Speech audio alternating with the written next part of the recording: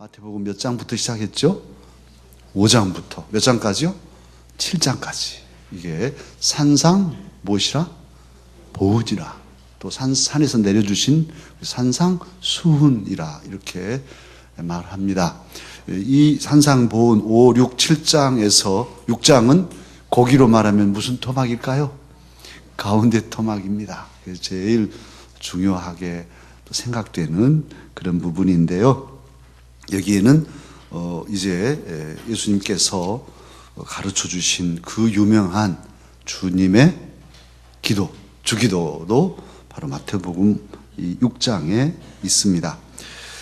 단어들 중에 그 외식에 대해서 말씀하시죠. 예수님께서 외식하는 걸 제일 싫어하셨어요. 그래서 예수님은 짜장면도 안 드시고 짬뽕도 안 드시고, 오늘 저는 사실 우리 교회에 쌀을 주시는 풍농 비료 이종철 대표이사님 회장님을 만나러 갔어요. 참 이런 분들 제 출신 성분이 비천해 가지고 이런 분들 만나려면 아주 그냥 정말 머리 좀 신경이 계속 쓰입니다. 그런데 한영호 장로님하고 김성진 목사님이랑 셋이 가서 이게 만나 뵀는데 아주 많이 건강해지셨더라고요. 몇 년 전에 처음 뵀을 때는 간이 아파서 아마 간 이식을 했다든가 했는데요. 이제는 많이 좋아졌는데 이렇게 우리 교회에 대해서 이렇게 말씀하시고 또 이렇게 기뻐하시고 자신의 이름을 예전에는 재벌 3세 황태자 그룹에 속했었다고 인터넷에 봤는데 이제는 홈페이지에 대표자 이름도 빼버렸어요. 그래서 자기를 감추고 책을 선물했더니 제일 좋은 선물은 책입니다 그러더라고요. 자신의 아내는 아주 불교 골수인데 자기 주변의 친구들은 다 크리스찬이어가지고 어떻게 하든지 자기를 교회로 끌고 가려고 계속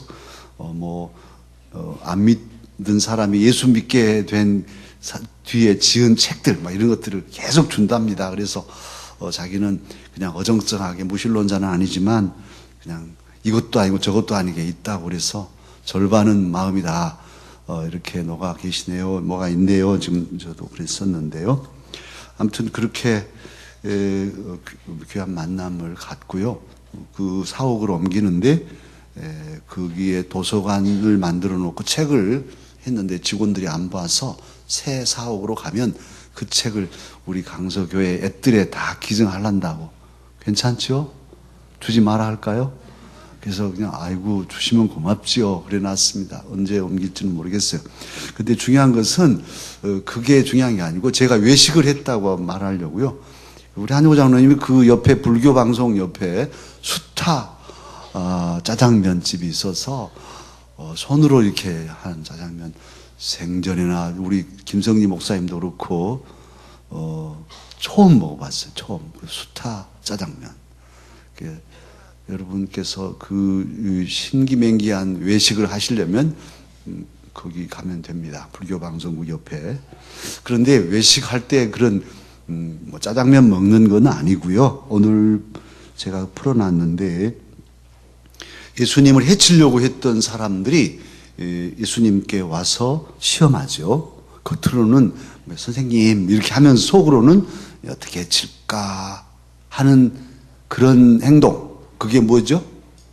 그게 외식이라니까요. 그게 짜장면이 아니고 그게 외식이라는 말이에요. 그러니까 겉으로는 아주 막 친한 척 하는데 속으로는 속여 먹거나 해치려고 하는 그런 마음을 가질 때 그게 외식이고, 또 하나의 외식은 자신의 어떤 잘함을 이렇게 좀 보여주려고 남에게 나타내 보이려고 막 하는 그런 행동과 태도, 이런 것들을 가리켜서 무엇이라? 외식이라 그렇게 말합니다. 그 외식을 주님은 좋아하십니까? 싫어하십니까? 싫어하셨어요. 외식하는 바리새인과 서기관들이여 화 있을지어다 저주하셨어요. 그건 정말 예수님이 원하시는 것은 그 외식이 아니에요. 그런 점에서 우리는 늘 사실은 그렇다고 해서 나는 외식 안 할란다 그러고 옷도 벗어 던져버리고 그냥 아무렇게나 운동복으로 예배드리고 이런 건 아니고요. 형식과 모든 걸 갖추지만 이것이 주가 아닌 것이죠. 이것이 본질이 아니고 진짜는 중심이니까 이걸 잘 가리면서 우리는 신앙생활을 해야겠어요.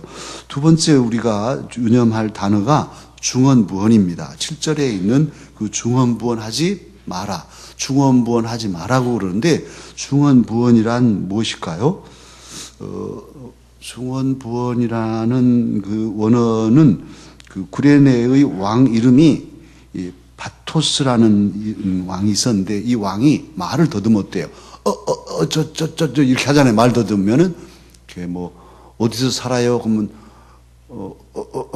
화곡동 하는데 화자를 막 계속 반복하잖아요. 이런 그 더듬이었는데 거기 그 사람 그 왕 이름을 가지고 만든 단어가 이 중언부언이라는 단어, 바톨로게오라는 이 단어인데 사실 똑같은 말을 반복한다는 그런 의미지만 주님께서 말씀하실 때에 중언부언하지 말라는 것은 어떤 의미일까요?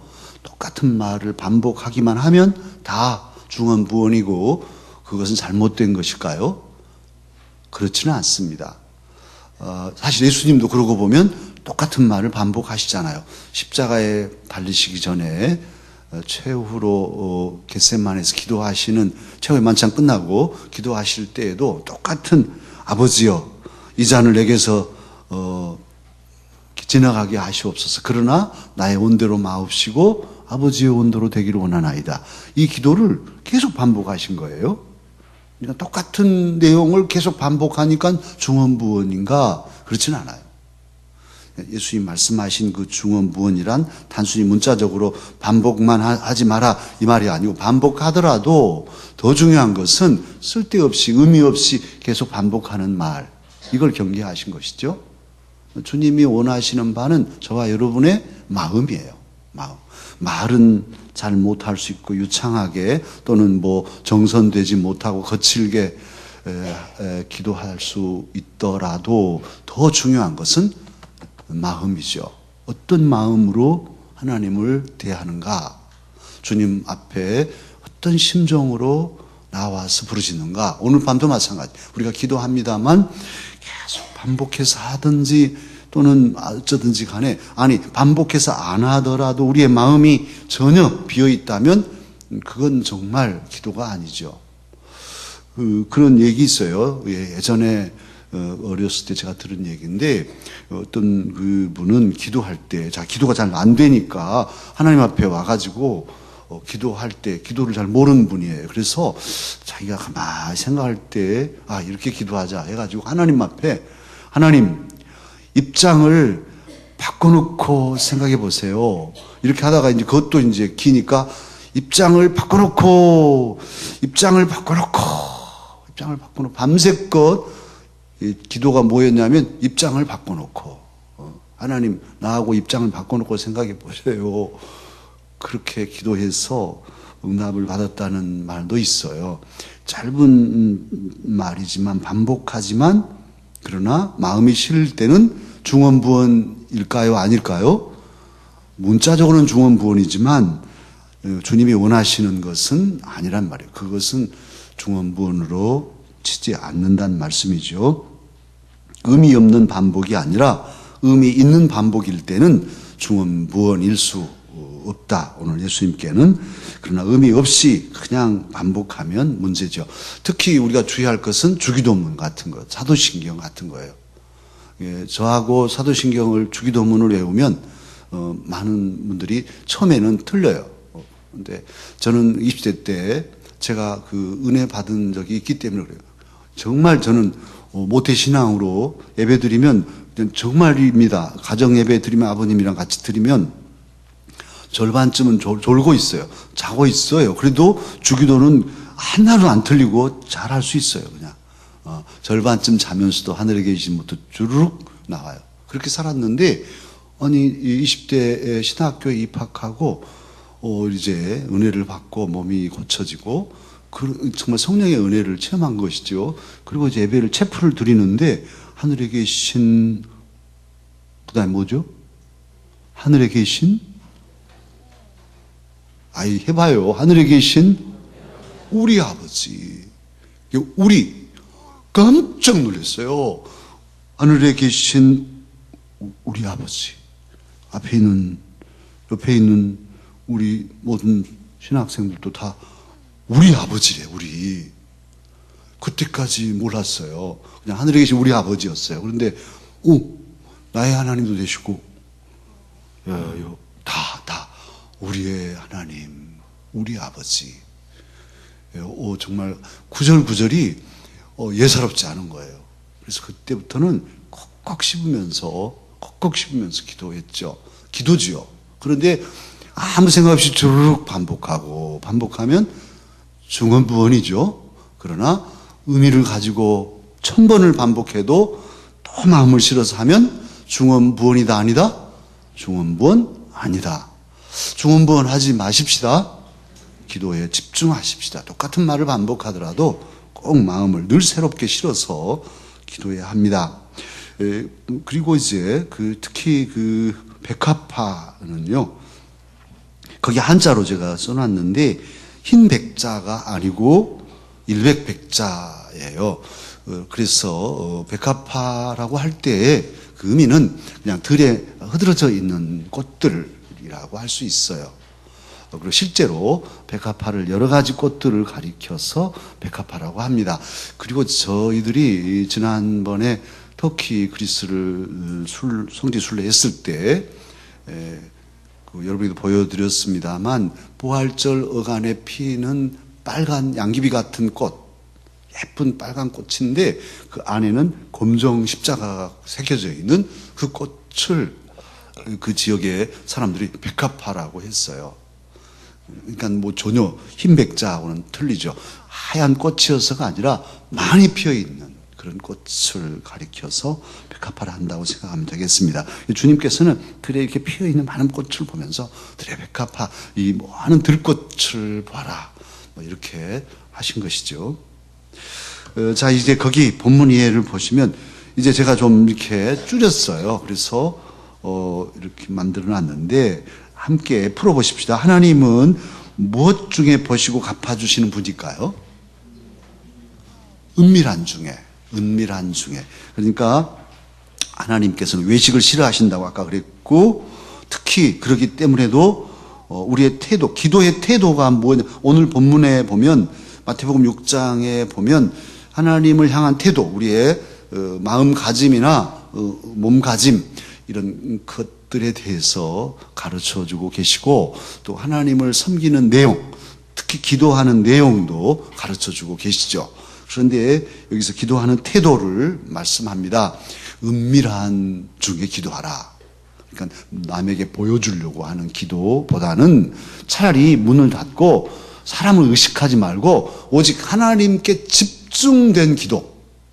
여러 사람이 우리가 함께 기도하잖아요.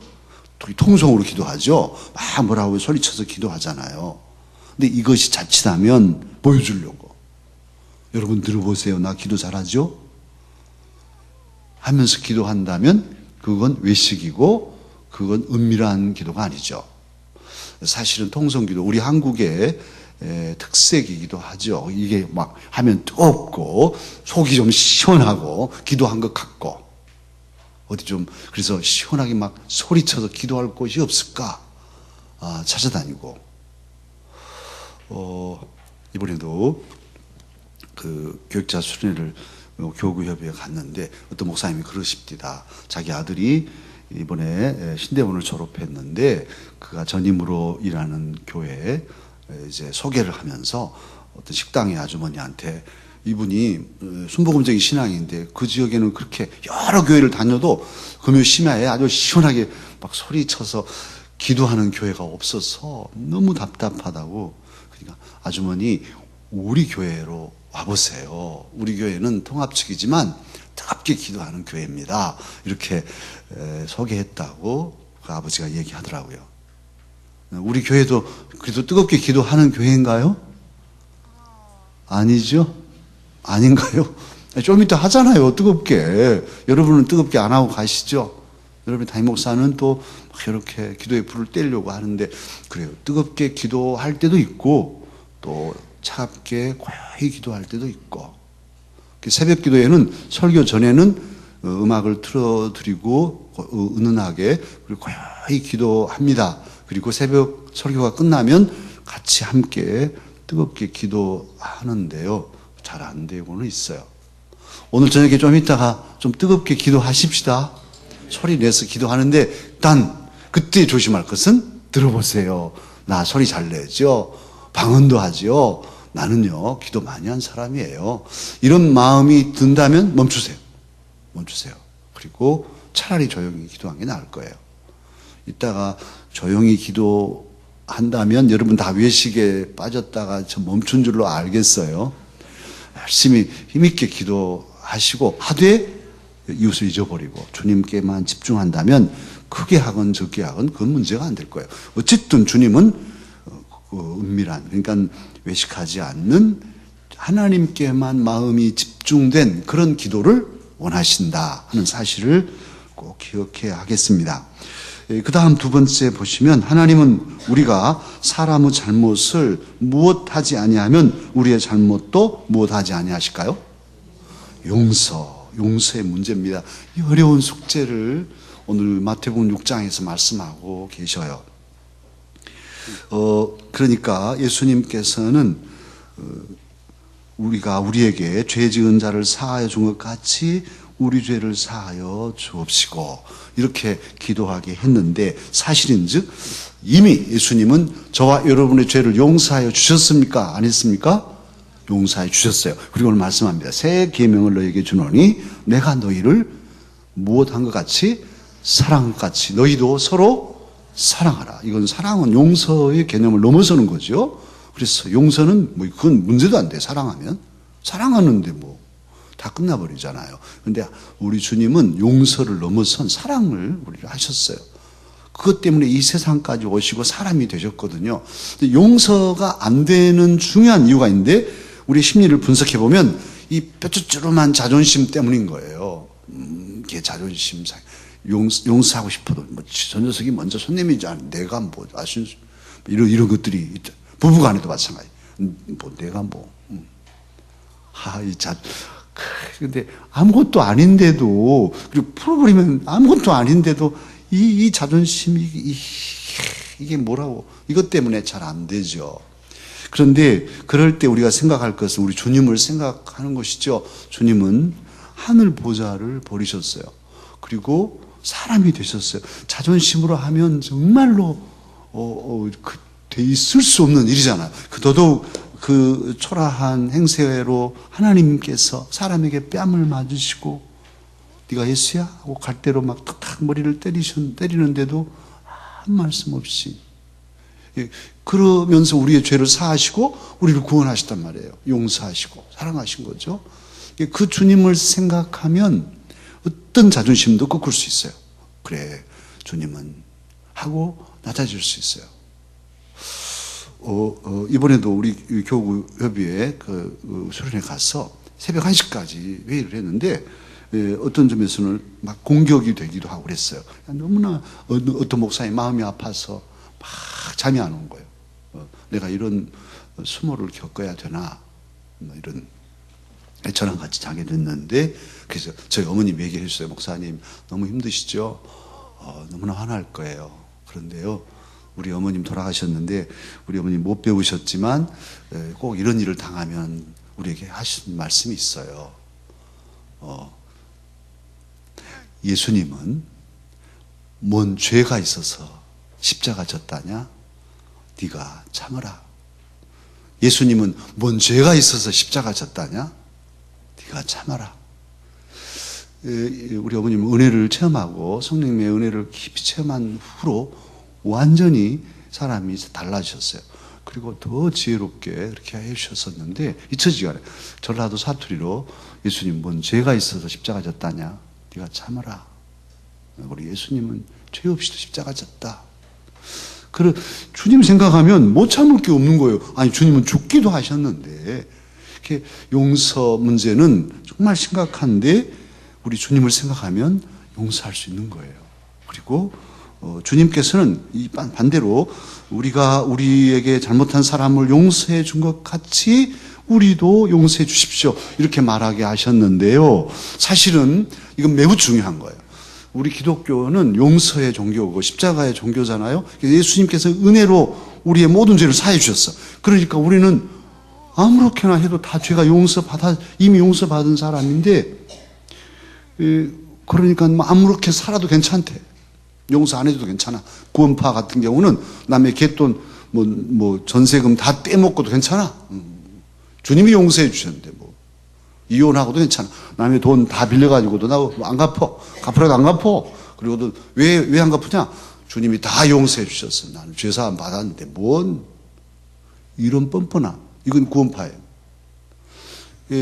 정말 은혜를 받았다면, 정말 우리의 죄를 사하시는 주님의 은혜를 받고 용서를 받았다면, 이제 우리가 해야 할 일인데, 우리도 주님처럼 정말 남을 사랑하고 배려하고 남을 용서해. 잘 안 되지만 주님 생각하면서, 주님, 제가 내게 잘못한 사람을 용서해 줍니다. 주님께서 나를 사랑하시듯이 나도 그렇게 합니다. 나의 허물도 용서해 주세요. 네, 이런 의미의 기도인 거예요. 그러니 우리의 복음, 이 은혜의 복음은 값싼 것이 아니고, 또한 우리의 삶이 더 성결해지는 그런 의무를 담고 있다는 사실 잊지 말아야 합니다. 저와 여러분, 우리 강서 가족들은 십자가의 보혈의 은혜에 감사하면서, 감사한 만큼 또한 주님 닮아 사랑을 실천하며 사십시다. 계속 강조되는 것, 성경의 그 핵심이 하나님 사랑, 이웃 사랑, 이것이에요. 여기서 벗어나면 이건 비본질적인 거예요. 무슬림들, IS 다 마찬가지. 이건 정말 그 신앙의, 종교의 어떤 근본 정신을 잃어버린 거죠. 사람을 죽이고 아무렇지도 않아. 이 구원파하고 똑같은 거예요. 사람을 죽여놓고도 괜찮아. 남의 돈, 유병헌이 돈 다 떼먹고 죽어도 괜찮잖아요. 어떻게, 다 용서받았는데. 우리 주님 용서해 주시고, 난 천국 백성인데. 이런 뻔뻔스러움이, 이런 참 철면피 같은 신앙이 잘못되면요, 정말 독하고 악하고 이렇게 뻔뻔스러워지는 거거든요. 부끄러움도 모르고, 다른 수없이 아픈 사람들, 가난한 사람들의 눈물도 헤아리지 못하고. 사랑하는 강사 여러분, 우리의 믿음이 하나님 사랑하는 마음으로 이웃을 사랑하십시다. 신앙의 정수예요. 모든 이단들은 결국 하나님을 사랑한다는 명목하에 사람들을 짓밟고 착취하고 자기 수하에 두고 자유를 박탈시키고 가두고 이런 것이죠. 이런 것들이 이단이 되는 거예요.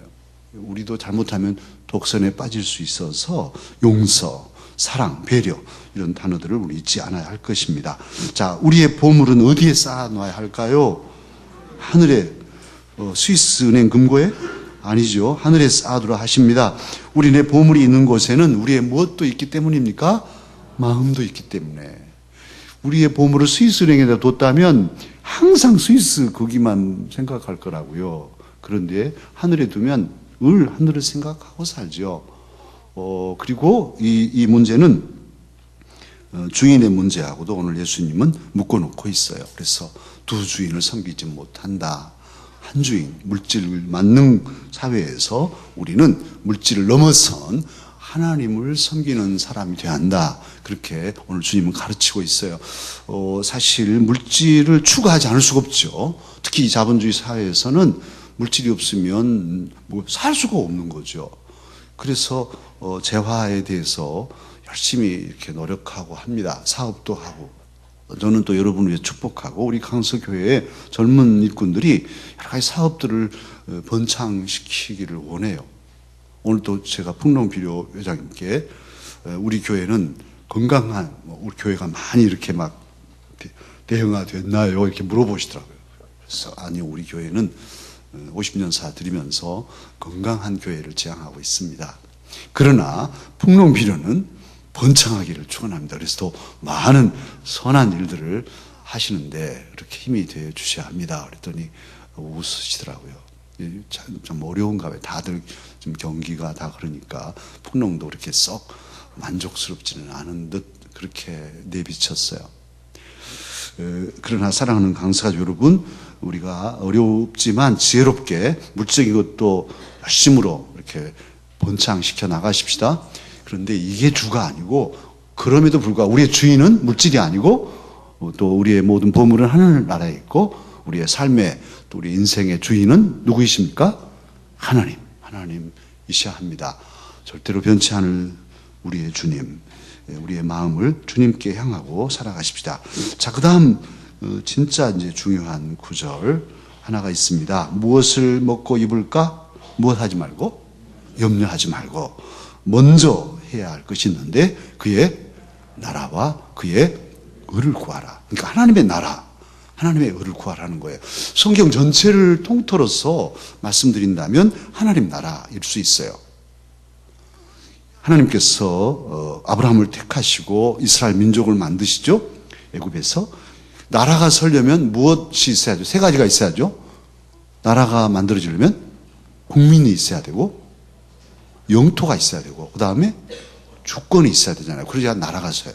그래서 하나님께서는 민족을 만들어서 국민을 만들어 놓으시고, 이제 영토가 있어야 되니까 가나안 땅을 정복하게 하시잖아요. 그리고 하나님의 법으로 자유로운 신앙을 가지고 우상을 깨뜨리고 신정 정치를 할 수 있는 그런 하나님 주권의 나라를 세우게 하셨어요. 그런데 그 나라가 망하죠. 그래서 이제는 예수님을 보내시고 이제 하나님의 나라가 왔다 하시고 예수님 안에서 하나님 나라를 완성하려고 하시잖아요. 그리고 교회는 하나님 나라의 모델이고, 저와 여러분의 마음속에 이미 하나님의 나라가 시작되었습니다. 또 우리를 통해서 세상 속에 하나님의 나라를 확장시켜 가야 한단 말이에요. 그러니까 신앙이 깊어질수록 내 안에 하나님의 나라가 이루어져야 되고, 또 내 가족에게, 우리 주변에, 하나님의 교회에 하나님의 나라가 이루어져야 돼요. 이 나라에 하나님의 나라가 이루어지고 있는가? 지금 대통령이 하나님의 나라를 이루어가는가? 사람이 죽어 자빠져도 내버려 두는가? 하나님의 나라란 어떤 나라일까요? 의와 화평과, 성령 안에서 의와 화평, 희락, 이런 것들이 있는 나라란 말이에요. 그런데 진짜 그런가? 특히 의. 그래서 하나님의 나라를 이루어 가야 할 텐데, 하나님의 나라를 이루는 방식, 뭘로 할 건가? 그것은 하나님의 의로 하는 거죠. 하나님의 의. 공평함이 있어야 돼요. 불의함, 공평하지 못해요. 밀실에서 야합하고 자기들 집단만 잘 살겠다는 법을 통과시킨다든지, 되지도 않은 사람 올려놓고 통과시켜 간다든지, 다른 사람 없애고 문 닫아라, 오지 마라 그래, 차라리 안 오도 괜찮아, 우리가 종족수가 되니까 시작, 통과. 그리고 사람도 아닌 그런 이들을 리더로 세운다면 어떻게 되겠어요? 그건 불이죠. 불법이고. 그건 하나님 나라가 아니죠. 하나님의 나라는 그런 나라가 아니에요. 그래서 의로운 나라, 의로운 나라. 그 나라를 세우도록 저와 여러분 하나님은 택하여 지금 그리스도인으로 이 시대를 살게 하고 있습니다. 우리의 가정이 하나님 나라 되게 하십시다. 우리 교회가, 우리 강서교회가 정말 하나님 나라, 공평한 나라, 우리 안에 어떤 구별이 없고 격이 없는 그런 서로 배려하고 사랑하는 그런 공동체를 우리가 만들란 말이에요. 그리고 우리 주변에 또 나가서 이 나라가 그렇게 되도록 다음 선거 때도 더 선거도 좀 잘 좀 하고, 그렇게 생각 없이 살지 말고 잘 분별하면서 그리스도인으로서 빛이 되자는 말씀입니다. 주님은 그렇게 우리에게 원하고 계십니다. 자, 이제 깨닫고 실천해야 할 점이 무엇일까요? 오늘 말씀 저랑 같이 들으면서, 그래, 나는 이것만큼은 꼭 실천해야겠다. 있으면 거기다 하나 쓰십시다. 지금 쓰십시다. 기도하는 마음으로 쓰세요. 기도 제목까지 같이 쓰시면 되겠어요. 하나님, 저는요 오늘 이 공부를 통해서 이거 하나만큼은 꼭 실천하겠습니다. 듣고 마는 게 아니라 실천하는 그런 점을 간단하게 쓰시고, 기도 제목도 뭐 단어만이라도 쓰시면 되겠어요. 그리고 좀 이따 같이 기도하겠습니다. 기도의 내용과 기도의 태도가 중요하다는 말씀과 두 주인 중에서 우리는 하나님, 하늘나라에 보물을 두고 마음을 두고 사는 하나님의 사람임을 또 기억해야겠고요. 또 신앙의 궁극적인 목표는 하나님 나라 건설이고 그 방식은 하나님의 의로 이룬다는 것. 그래서 우리 가정과 교회와 나라와 세계가 하나님 나라의 모습을 갖도록 하나님의 의로 우리의 최선을 다하기를 다짐하십시다. 자, 씻었어요? 예.